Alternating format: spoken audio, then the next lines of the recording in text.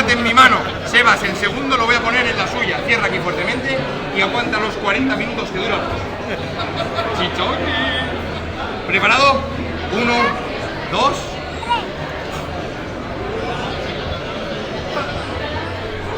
Y ahora deberías de abrir la mano y deberías de tener ¿cuántos tomates? No, tengo 2 de momento, tengo 2. Claro, pero si tengo 2 y te los dejo en la mano, me gustaría coger y Sebas, toma uno. ¡Pac! Lánzaselo a él. Eso es un lanzamiento, Sebas. Lánzamelo. Lánzalo fuerte. ¡Pac! 2 más 1. Free, porque Alfonso enseña al leer. Y educa, eso es. Entonces, cuando you open your hand, you are gonna see lo que pasa. Vas a flipping, mira, abre. Y ahora debería tener efectivamente 1, 2 y hasta 3 tomates.